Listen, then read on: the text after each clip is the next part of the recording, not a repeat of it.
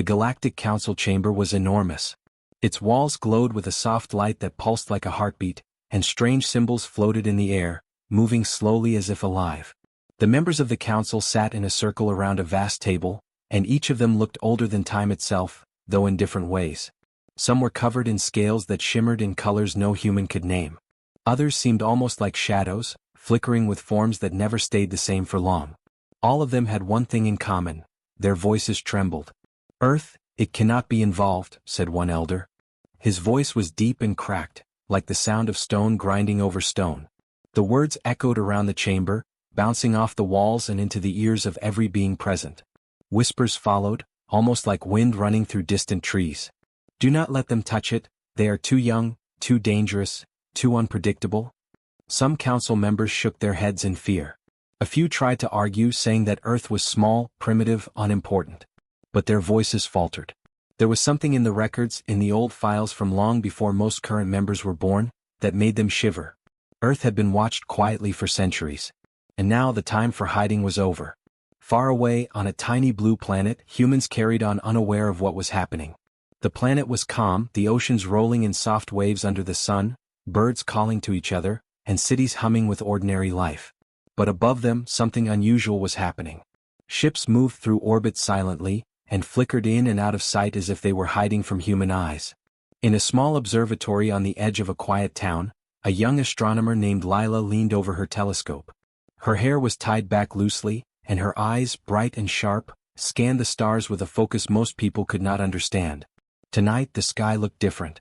There was a shimmer, a movement that should not have been there. "Evan," she called, tapping her screen urgently. Her colleague, a young man with quick hands and a mind that never rested, rushed over. "Look at this. Something's in orbit, but it's invisible to satellites. It shouldn't be there." Evan leaned in, adjusting the monitor. Numbers flickered across the screen, showing shapes moving faster than any human-made craft. "That can't be real," he said slowly. "No object this size could move like that and stay invisible. Are you sure it's not a glitch?" Lila shook her head. "I've checked everything. It's real. Someone, or something, is watching us." They stared in silence for a moment. Neither wanted to say the words out loud, but in the back of their minds, a strange, cold feeling had begun to grow. Something about those movements, something about the patterns, felt intelligent, deliberate. Back in the Galactic Council chamber, the elder who had spoken first rose slightly. He spread his hands and a three-dimensional image appeared above the table. It showed Earth in its orbit, spinning slowly with lines radiating outward like a heartbeat or a pulse. "They do not know yet," he said. "They do not understand what is coming.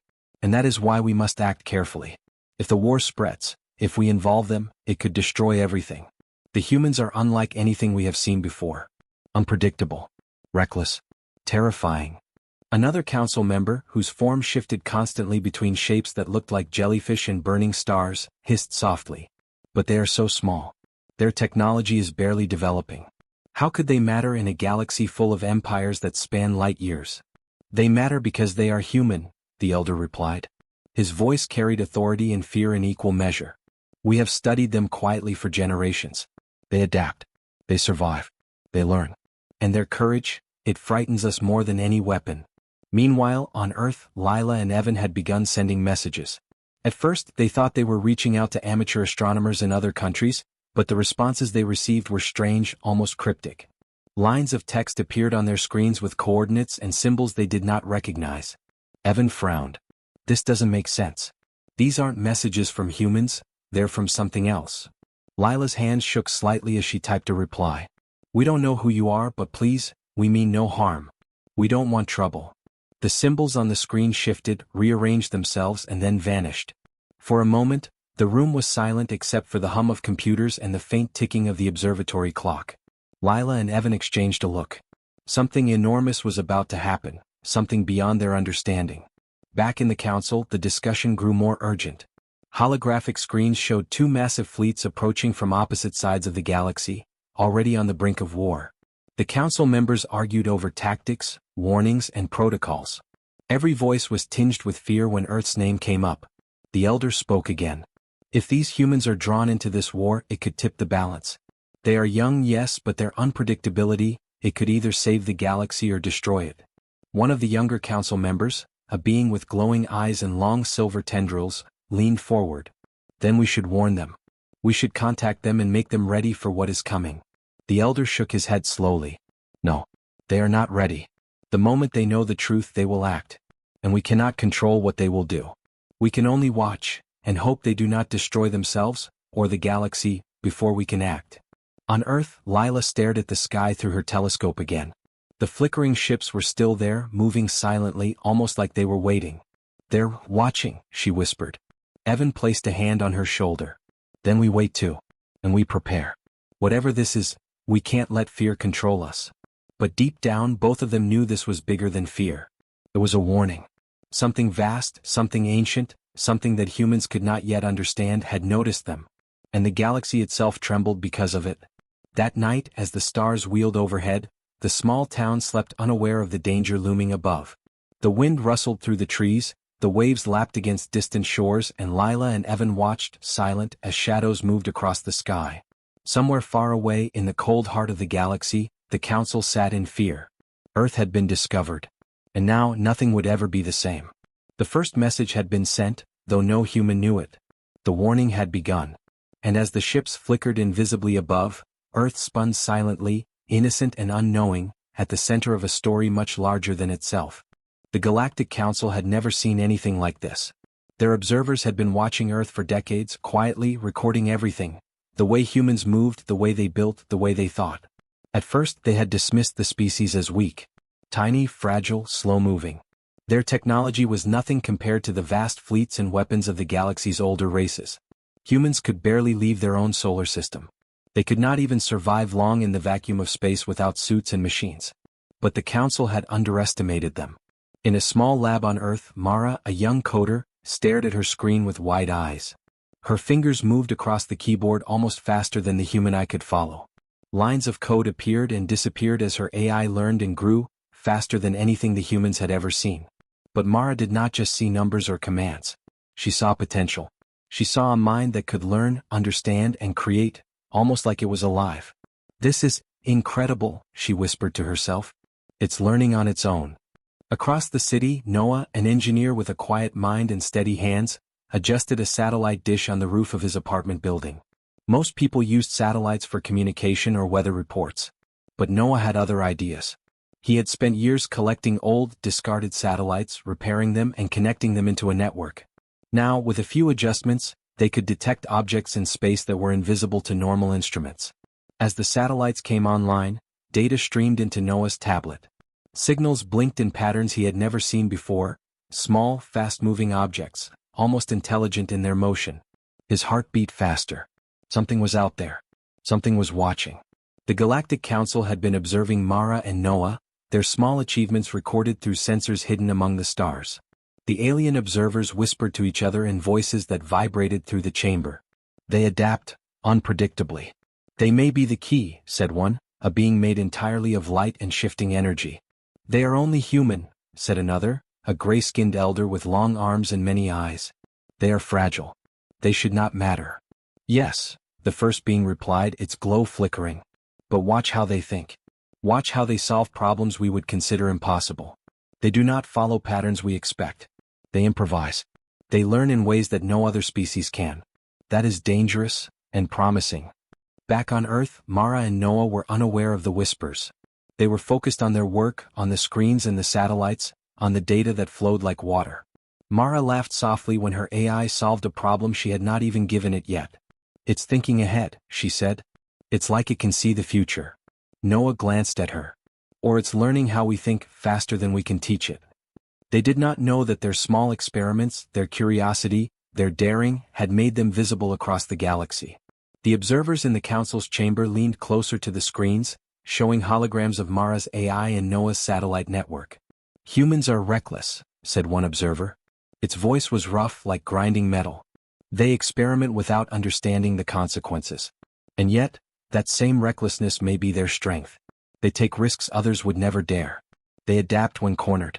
They survive when all logic says they should fail. Mara and Noah, still unaware, continued their work. Mara had just programmed the AI to predict weather patterns across the globe. The AI not only solved the problem faster than expected, it suggested new ways to gather data, ways that Mara had never thought of. Her eyes widened. It's teaching me now, she said in awe. Noah smiled, adjusting a sensor on a satellite. Maybe we're the students now, he said. Above Earth, in orbit, alien sensors recorded everything. The Galactic Council had never seen a species adapt so quickly with so little guidance. Every small step humans took was analyzed, catalogued, and discussed. They are unpredictable, whispered one council member, a being with wings like glass. We cannot foresee their next move. They may solve problems we have struggled with for centuries. And yet, said another, its voice deep and slow, they are still fragile. They cannot withstand pressure the way our species can. They could be crushed easily. Yes, the first being replied. But what if crushing them makes the wrong ripple? What if they change everything? On Earth, Mara and Noah were beginning to notice something strange. The AI had started sending messages on its own. It created patterns, maps, and signals that seemed to point toward space. Mara frowned. It's trying to communicate, but with who? Noah checked the satellites. There's something out there. Something watching us. I think it noticed the AI. The two looked at each other, a mixture of fear and excitement in their eyes. We may not be alone, Mara said softly. You're right, Noah said. And I think we might not be ready for what's coming. Far beyond Earth, the council observed the exchange, their expressions hidden but their thoughts loud. They are learning faster than any other species we have recorded, said one elder. And they do not yet understand the danger. They are small, yet their minds, they may change the balance of the galaxy. The observers could not look away. Mara's AI had just sent a signal that traced a path from Earth to a nearby star system. Noah's satellites detected the faint trace of energy returning. The aliens whispered in excitement and fear. They communicate without understanding the full consequences, one said. They improvise. They adapt. Their minds are alive in ways we cannot predict. Mara and Noah looked at the signal. It's pointing to something, Mara said. Something, or someone. We need to find out what it is, Noah said. Above, the council debated what to do. If humans continue like this, said one elder, they may either save the galaxy or destroy it. Their unpredictability is terrifying. They may be the key, said another, a voice that shimmered like liquid silver. We must watch carefully.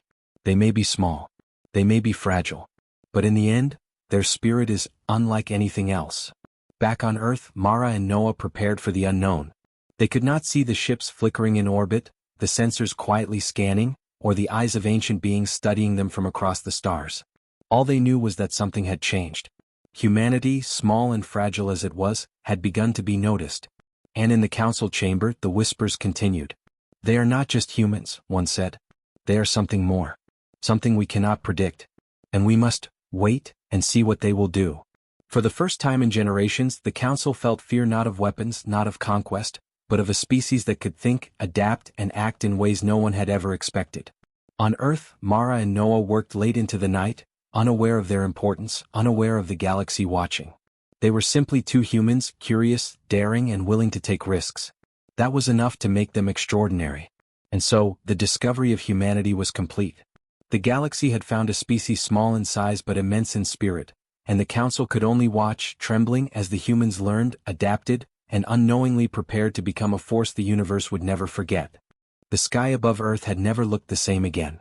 For centuries, humans had stared at the stars with curiosity, wondering what might lie beyond. Some had dreamed of distant worlds, while others had imagined aliens in stories or films. But no one had ever expected to see the truth. In orbit, scouts from the warring empires moved silently. They glided across the blackness of space, their engines almost imperceptible, leaving faint streaks of energy that only the most sensitive instruments could detect. These ships were small, almost invisible, but they carried sensors, weapons, and intelligence far beyond human understanding. They were sent to Earth not to communicate, not to study, but to prepare for an attack. Across the Galactic Council, panic spread like wildfire. The elder who had first warned about humans stood, his body quivering slightly. They are close, he said. We cannot delay. The humans may not survive if either side discovers them first. And if they survive, they will change everything. Another member, whose form shifted between a great bird of fire and a liquid being of green light, hissed. We cannot interfere openly. We can only warn them in secret. The moment they know, they will act. And no one can control them. On Earth, the first signs were subtle. Satellites reported faint energy spikes in orbit, anomalies that baffled scientists. Cities saw strange lights in the night sky that vanished as quickly as they appeared. It was Juno, a skilled pilot, who first noticed the patterns. She was testing a high-altitude aircraft over the northern plains when her instruments picked up streaks of energy moving far faster than any known craft. "Felix," she called into her communicator, voice tight with urgency. "You need to see this. I think these aren't natural phenomena. Something is up there. Something big." Felix, a physicist who had spent years studying cosmic radiation and particle anomalies, immediately focused on Juno's data. He pulled up readings from ground-based sensors, satellites, and other instruments. Lines of energy appeared across his screens, moving in deliberate patterns. "You're right," he said slowly, disbelief in his voice. "These aren't clouds, meteors, or satellites. They're ships. Alien ships. Preparing for something." Juno's hands tightened on the controls. "An attack." Felix shook his head. "I don't know. But if it is, humanity may not survive without warning. And even then, we may not be ready." Back in the council chamber, the discussions were frantic. Some members wanted to launch fleets to defend Earth. Others feared that intervention would ignite the war prematurely. "We can only send a warning," one elder said. "We cannot save them. Their survival depends on their own choices. And they must choose quickly." The council's emissaries began to prepare. Messages were encoded in forms humans might understand, subtle enough to avoid panic but urgent enough to provoke action. Meanwhile, the alien scouts continued to approach, testing the planet's defenses, scanning its atmosphere, and observing humanity with cold precision. On Earth, Juno and Felix were already coordinating efforts. News of the anomaly spread quickly among a small group of scientists and pilots. They began to track the ships, map their movements, and predict potential landing zones. It was clear that these were not friendly visitors. Humanity was on the brink of discovering forces far beyond its current understanding. Juno flew missions at night, following the faint energy trails left by the alien scouts. Each streak she saw made her pulse quicken, her heart pound in her chest. Felix worked tirelessly, analyzing the data and running simulations. They spoke constantly, debating strategies and possibilities. "We have to assume they will strike," Felix said one night, exhaustion in his voice. "We have to assume our world is at risk." Juno nodded, her eyes scanning the horizon. "Then we prepare. We do whatever we can. We don't wait for someone else to save us." As they worked, humanity began to notice small, unexplained events elsewhere. Farmers reported strange disturbances in crops. Cities experienced brief power fluctuations that no engineer could explain. Birds and animals acted erratically, as if sensing something beyond human perception. The world itself seemed to respond to the approaching presence of the alien scouts. The Galactic Council observed this from afar. "They are responding," one member whispered. "Even without knowing, humans are preparing. They are small, fragile, yet their instinct for survival is remarkable. This species, it adapts quickly." "They may survive," said another. "But only just. The scouts are testing them, and if they fail, the consequences will be catastrophic." Meanwhile, Juno and Felix discovered something unexpected. The ships were not just moving, they were communicating. Subtle pulses of energy, patterns of light, and sequences of movement indicated intelligence. "They are coordinating," Felix said, his voice tense. "They are planning. And we are in their path." Juno's grip on the aircraft's controls tightened. "Then we intercept. We observe. We learn what we can before it's too late." For weeks the two worked tirelessly. They traced energy streaks, monitored signals, and recorded patterns. Humanity began to realize that their place in the galaxy was no longer hidden. The sky was not just empty space, it was alive with eyes, sensors, and intelligence that had been studying them, waiting for the right moment. Above Earth, the alien scouts adjusted their approach. They moved closer, careful not to reveal too much, yet probing the planet's defenses. On the council, members watched the progress with growing anxiety. "They are discovering," an elder said. "And they may survive. If they do, they may change the war itself." Back on Earth, Juno and Felix made their final preparations. They shared their findings with a small group of trusted colleagues, creating a network to track the ships and anticipate their movements. "We may not be able to stop them," Felix said quietly, "but we can prepare. And that may be enough to survive." Juno nodded, her gaze on the darkening sky. "We fight with what we have. We learn. We adapt. We survive. Humanity has done it before and we will do it again. The night sky above Earth remained calm to the casual observer. Stars twinkled innocently, clouds drifted lazily, and cities slept unaware of the danger. But for Juno, Felix, and a handful of others, the truth was clear. Scouts from powerful alien empires had arrived, and they were preparing for war. Humanity's survival was no longer guaranteed. And yet, even in the face of fear, the small human spirit refused to break. Juno and Felix continued their work, following streaks of light, decoding signals, and preparing for the day the first strike might come. They did not know if they would survive. They did not know if Earth could survive. But they were determined. And in that determination, a spark of hope burned bright, small, fragile, yet impossible to ignore. The Galactic Council watched silently. They had warned humanity. They had observed their bravery, their curiosity, and their adaptability. And now the moment of truth was drawing near. Would humans survive the scouts? Would they rise to meet the threat? Or would their fragility end them before they could even begin to fight? For the first time, the galaxy realized that Earth was not just a small, quiet planet. It was a place of minds, courage, and ingenuity. And those who underestimated it did so at their own risk. Juno looked at the streaks of energy one last time before night turned to dawn. "Whatever comes," she whispered, "we will face it together. We have no choice but to survive."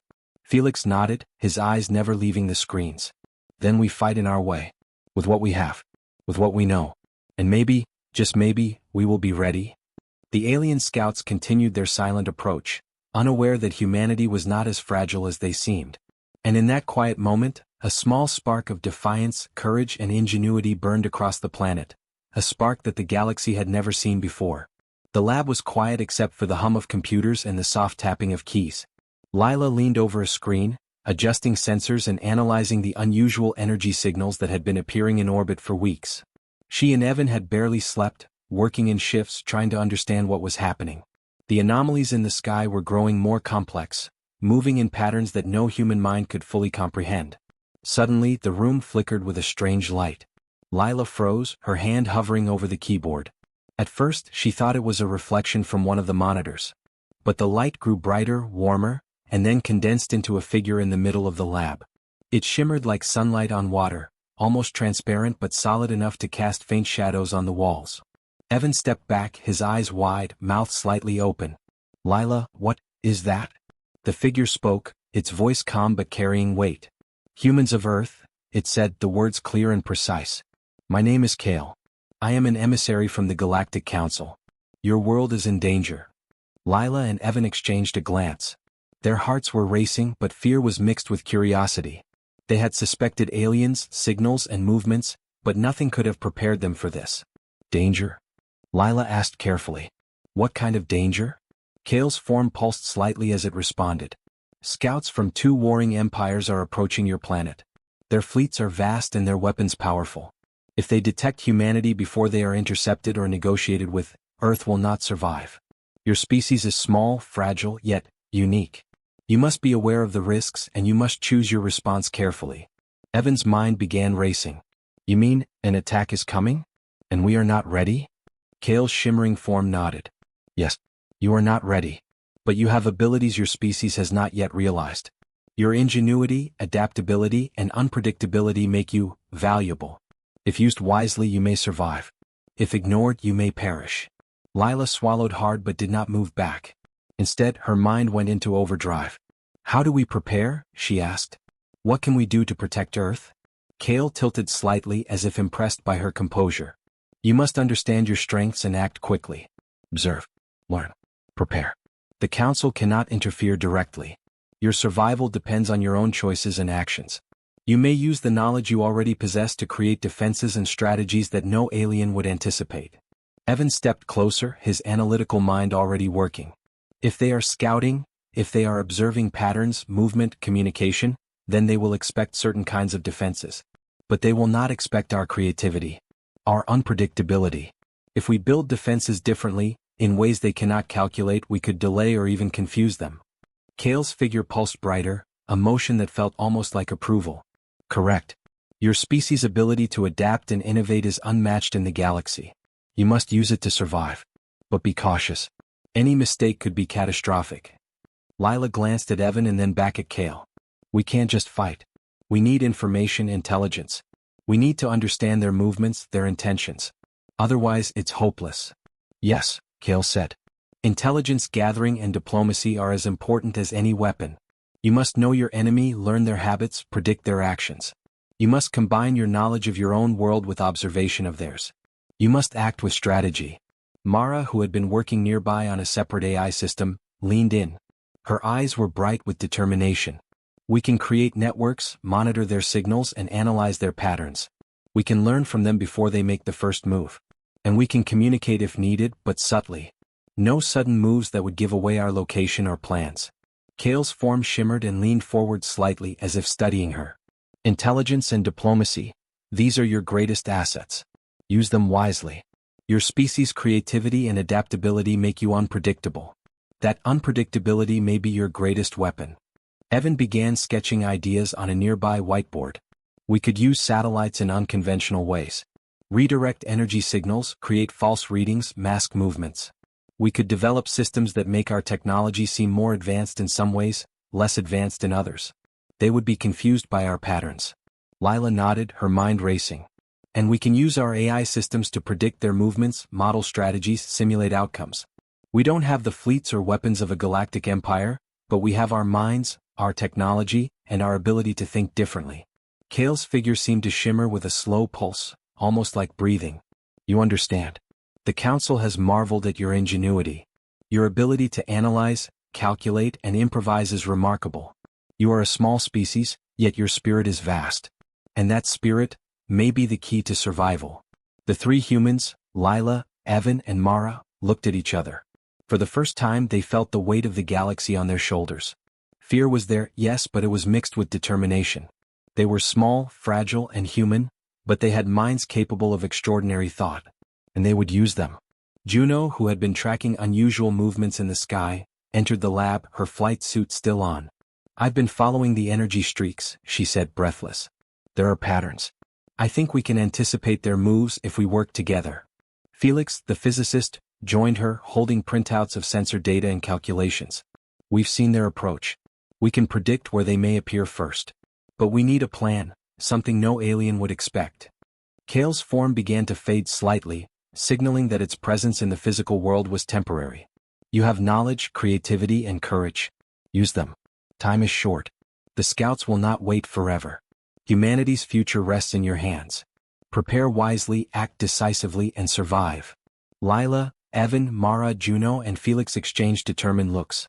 They did not fully understand the aliens' technology or the scope of the threat, but one thing was clear: they could not rely on anyone else. No fleet would come, no empire would protect them. Their survival depended on ingenuity, strategy, and unity. Kale's figure shimmered one last time, brighter than before, and then vanished completely. The lab returned to its quiet hum of computers and machines. But the humans felt the change. Something enormous had begun. They were no longer just citizens of a small planet. They were participants in a galaxy far larger, far older, and far more dangerous than anything they had imagined. Mara sat down at her terminal, typing rapidly. We have work to do. This isn't just about observation anymore. We need models, simulations, strategies. We need to be ready for whatever comes. Evan turned to her. And we need to think like they don't expect. Anything predictable will fail. We have to be smarter, faster, more creative than they can calculate. Juno nodded. We'll watch the skies, track movements, report anomalies. And we'll be ready to act in unexpected ways. Felix added quietly, we may not have weapons they recognize, but we have our minds. And that may be enough. As night fell outside the lab, the team worked tirelessly. Each keystroke, each calculation, each analysis brought them closer to understanding what they faced. The alien scouts were out there, waiting, watching, but humanity was beginning to prepare. And in their small, fragile hands, they held the most powerful tools they had ever possessed: intelligence, creativity, and the courage to act. For the first time, the Galactic Council observed humans not with fear, but with awe. The species that seemed small, fragile, and unprepared had shown insight, ingenuity, and decisiveness beyond expectation. The council members whispered among themselves, voices trembling. They are not just surviving, one elder said. They are planning. They are calculating. And they are remarkable. They may be small, another said, but their minds, their courage, it may be the key to the galaxy itself. And on Earth, Lila, Evan, Mara, Juno, and Felix continued to work, unaware of the full scope of the Council's observation. They only knew one thing: Earth was in danger and it was up to them to face it. Together, with minds sharp and hearts determined, they would meet the challenge head-on as humans always had, undaunted, unpredictable, and brave. The first contact had changed everything. Humanity's role in the galaxy was no longer hidden. And for the first time, humans realized that the universe was far larger, far stranger, and far more dangerous than they had ever imagined. The sky above Earth had grown darker, not with clouds, but with the quiet presence of distant alien ships. They drifted like shadows, their shapes faintly visible only to the instruments humans had developed with tireless effort. But humanity was not paralyzed by fear. It had a new resolve, a determination to act, to think, and to survive. Juno sat in the cockpit of her high-altitude fighter, her hands steady on the controls. Her eyes, sharp and unflinching, scanned the faint streaks of energy across the blackness of space. The scouts were probing, circling, testing as if feeling for weakness. But Juno was ready. "Adjust Vector 90, she said into her communicator, her voice calm and precise. "Keep formation tight. We're going to draw their sensors into a false pattern." Across the command center, Noah manipulated a network of satellites he had spent years repurposing. Small, old machines that no one thought could do much now formed a web across orbit, capable of shifting signals, sending false readings, and masking Earth's defenses. With a few precise commands, he created illusions of fleets that did not exist, energy bursts where none could be, movement patterns that misled even the most advanced alien technology. "Scouts are reacting," Noah muttered to himself, eyes glued to the screens. "They don't know what's real anymore." Lila and Mara coordinated the larger strategy. They had analyzed decades of alien communication patterns, studied their likely tactics, and developed countermeasures that no one had thought possible. Messages were encrypted, sent in subtle bursts through satellites and radio signals, designed not to attack but to confuse, negotiate, and observe. Every signal was a test, a calculation, a carefully chosen step to show strength without triggering a full-scale strike. Mara's fingers flew over the keyboard. "We need to keep them guessing," she said. "Every pattern we send, every maneuver we make, it has to be unpredictable. Make them doubt their calculations. Make them hesitate." Lila nodded. "And we must remember, they do not know our limits yet. That is our advantage. Keep their attention, confuse them, and learn as we go." Even as they worked, reports came from scattered parts of the world. Amateur astronomers and satellite hobbyists noticed strange lights, odd trajectories, and small disruptions in space traffic. None of them understood the full scope, but their reports helped the team refine their strategies. Humanity's survival was no longer a solo effort. It had become a global, coordinated response. Juno executed daring maneuvers in orbit, weaving her fighter through asteroid fields, skimming the upper atmosphere, and drawing the alien scouts into patterns that led them exactly where Noah wanted. Energy bursts, radar blips, and false signals created the illusion of massive defenses where none existed. The alien sensors struggled to adapt.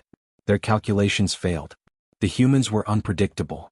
Below, in the command center, Lila and Mara exchanged information rapidly, decoding signals from the alien scouts and sending subtle messages back. Each message was a test of diplomacy and strategy. They were not fighting with weapons yet, they were fighting with intelligence, creativity, and wit. Across the galaxy, the oldest alien generals observed with disbelief. They had commanded fleets that spanned light years, used strategies that destroyed entire planets, and faced races that were considered intelligent, disciplined, and deadly. Yet these humans, these fragile, small creatures fought in ways no one had expected. They did not rush into battle. They did not panic. They adapted, calculated, and improvised. "They do not fight like other races," one ancient general said, its voice vibrating through the council chamber. "They fight with mind, with courage, and with will. They are small, and yet they are remarkable." "They are unpredictable," another replied, shifting its massive wings. "We cannot anticipate their next move. And that makes them dangerous." Back on Earth, Juno continued her maneuvers. She simulated attacks, feints, and diversions, drawing the scouts' attention and keeping them off balance. Noah monitored the results, shifting satellites, masking true locations, and creating false energy signatures. Each move was a carefully calculated risk. Lila and Mara worked together, designing algorithms that predicted alien responses. Each signal sent, each movement observed, fed into a growing understanding of the enemy's tactics. Humanity did not have the fleets of the galaxy's great powers, but it had something equally powerful: creativity, analysis, and daring. The alien scouts, frustrated and confused, began to hesitate. Their patterns faltered. Their sensors were no longer reliable. Every calculated step was undermined by the humans' ingenuity. The generals watching could hardly believe what they were seeing. A species so young, so small, could create such chaos with such limited resources. On Earth, the human team worked tirelessly, rotating shifts to monitor sensors, analyze data, and coordinate maneuvers. There were no grand weapons, no massive fleets, but the humans relied on what they had: brains, technology, and unbreakable determination. Juno executed one final maneuver for the night, weaving her fighter through a simulated barrage of energy pulses, leading the scouts into a zone where Noah's satellite illusions created the impression of a full defensive fleet. The scouts paused, unsure of what was real and what was false. For the first time, the humans had gained the upper hand, not through strength but through ingenuity. Mara leaned back, exhausted but exhilarated. "We're making them doubt themselves. We're buying time. And that's all we need for now." Lila nodded, scanning incoming data. "Every movement, every calculation, they're learning too. But we are faster, smarter in ways they can't predict. We turn our weaknesses into strengths." Felix, watching the energy patterns from his station, spoke quietly. "They underestimate us because we are small. But that is exactly why they are vulnerable to our strategy. We are not bound by the rules of their warfare. We fight differently." Juno's voice came over the comms, steady and confident. "We are human. And being human means we survive by thinking, adapting, and refusing to be pawns. Let them underestimate us. We will use that." Across the galaxy, the council watched and whispered among themselves. "They are remarkable," said one elder. "They may be small, but their courage and intellect make them unstoppable in ways we did not predict." "They are dangerous," another said, shifting its many forms. "Not because of power but because of spirit. Because of will. Because they refuse to be pawns." Back on Earth, the team continued their work into the night. Juno flew maneuvers with precision. Noah adjusted satellites and sent signals that no alien system could fully decipher. Lila and Mara coordinated intelligence and strategy, constantly adapting to the scouts' responses. Humanity was alive, aware, and fighting, not with brute force but with ingenuity and courage. The alien scouts, now cautious and hesitant, slowly began to retreat from the orbit of Earth. Their mission to study and prepare for attack had been disrupted. The humans had survived the first stage of the threat, not with weapons but with mind and strategy. For the first time, humans had shown the galaxy something it had never seen before: a species that refused to be controlled, that fought with intelligence, creativity, and sheer willpower. The oldest alien generals recorded the events with awe, whispering to each other. "They are more than we expected," one said. "We underestimated their minds, their strategy, their spirit." "They are small," said another, "but the galaxy must watch them. They may not be the strongest physically, but in will, in courage, in adaptability, they are unlike any race we have seen." On Earth, the team finally allowed themselves a moment to breathe. The night sky returned to quiet, stars shining in peaceful ignorance. But the humans knew the work was far from over. The scouts would return, the warships would approach, and the threat would not disappear. Yet humanity had proven something crucial: they could fight on their own terms in ways no alien expected, using mind, courage, and ingenuity. And in that small, quiet lab and command center, the humans, Juno, Noah, Lila, Mara, and Felix, understood something essential. Their survival did not rely on fleets or weapons. It relied on their creativity, their intellect, and their unbreakable will. That was their advantage. That was their path. That was how humanity chose to fight. Across the galaxy, whispers of awe continued. The council and the generals could not look away. Earth, a small, fragile planet, had shown the first true signs of human defiance, strategy, and genius. The humans had chosen their path, not as pawns, not as victims, but as a species that would survive, adapt, and make its mark in the galaxy. And on Earth, as dawn approached, the humans prepared for the next stage, ready to face whatever came with minds sharp, hearts steadfast, and courage undiminished. They had chosen their path, and no one, not even the oldest alien generals, could have predicted where it would lead. The Grand Chamber of the Galactic Council was unlike anything humans had ever imagined. Towers of crystal and metal stretched toward invisible ceilings, glowing softly with a light that seemed alive. Holographic symbols rotated above every surface, showing star systems, fleets, and strange mathematical patterns that no human mind could fully grasp. The air was thick with tension, humming with the voices of thousands of alien species, some hovering, some crawling, some shimmering like light itself. At the center of the chamber, a platform had been created for the humans to address the assembly. Lila, Mara, Juno, Noah, and Felix had been chosen to accompany Evan, who had emerged as the voice of humanity. His hands trembled slightly as he adjusted the microphone, but his mind was sharp and focused. He had spent weeks preparing, analyzing the alien customs, studying their expectations, and learning how to speak not as a small, fragile species, but as equals. The council members whispered among themselves. Some leaned closer to observe, others recoiled in unease. The representatives of the warring empires, massive beings with multiple limbs, glowing eyes, and armored shells, watched with suspicion. Many of them had never seen humans before. They expected fear, trembling, and pleading. They did not expect confidence. Evan stepped forward. His voice, amplified by the alien system, echoed through the chamber clearly, calm but firm. "Honored members of the Galactic Council and leaders of the empires at war," he began. "Earth has been watched, studied, and assessed. You have underestimated us. You have seen our fragility, but you have also seen our mind, our courage, and our will." He paused, letting the weight of his words sink in. Holographic displays flickered around him, showing patterns of human innovation. Satellites in orbit, AI networks, strategic maneuvers, and simulations of alien fleet movements. Every member of the chamber watched, captivated.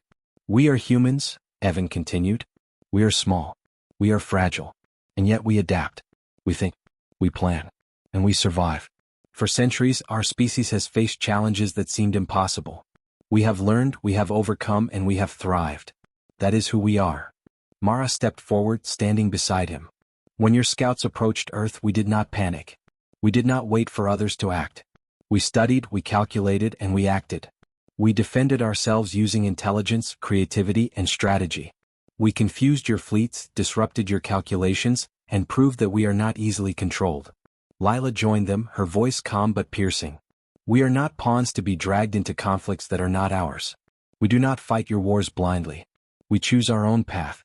We will help those who respect us, and we will defend ourselves against those who do not." A ripple went through the chamber. Many of the oldest generals and council members leaned forward.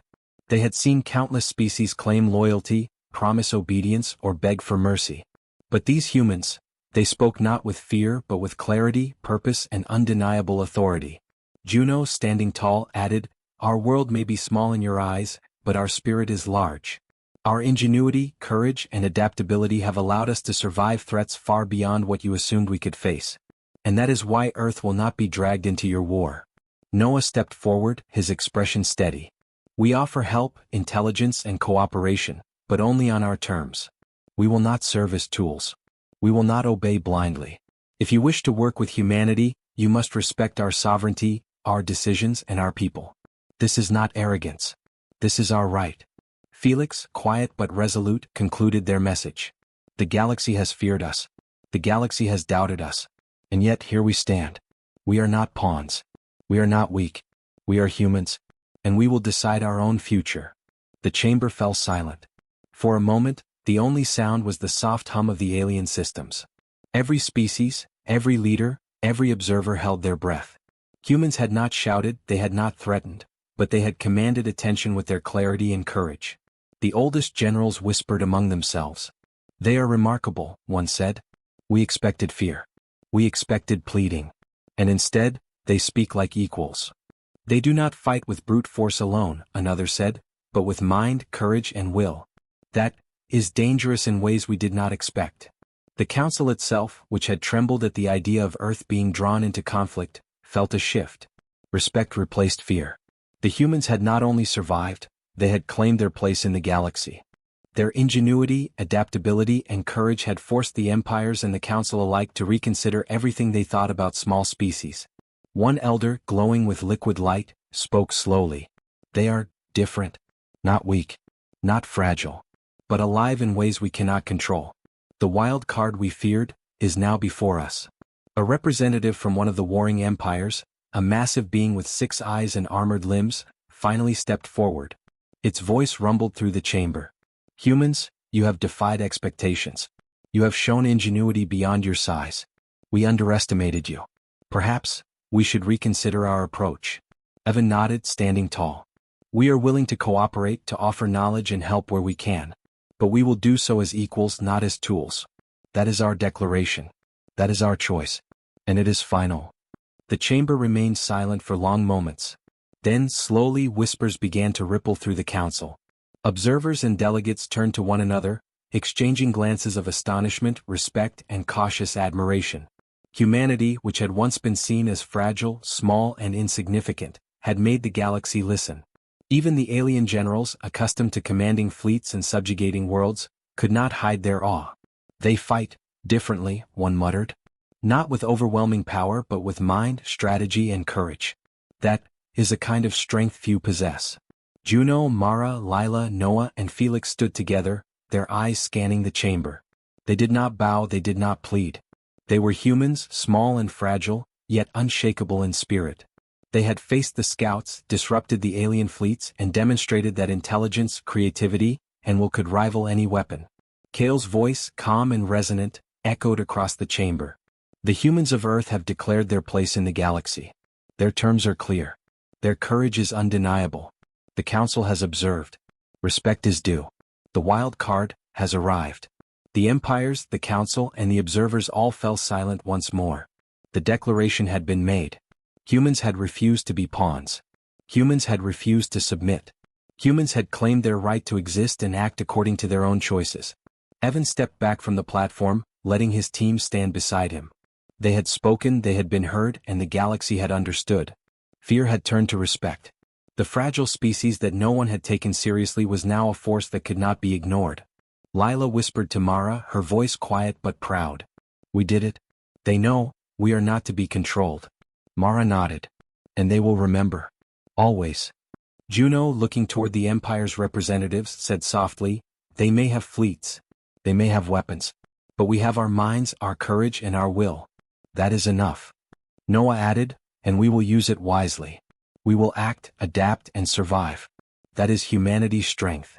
Felix, ever thoughtful, concluded, the galaxy now sees what we have always known. Humans are unpredictable, resilient, and capable of shaping their own fate. And no one will underestimate us again. The Council murmured in agreement. Generals, elders, and observers all turned their attention to one fact. Earth was no longer insignificant. A small, fragile world had become a new force in the galaxy, a wild card that could not be ignored. The humans had chosen their path. They had made their declaration. And in that moment, across the vast expanse of stars, something fundamental had changed. The galaxy understood that strength was not only measured by fleets, weapons, or size. It was also measured by intelligence, courage, creativity, and the refusal to be a pawn. Humans had claimed their place. And the galaxy would never forget it.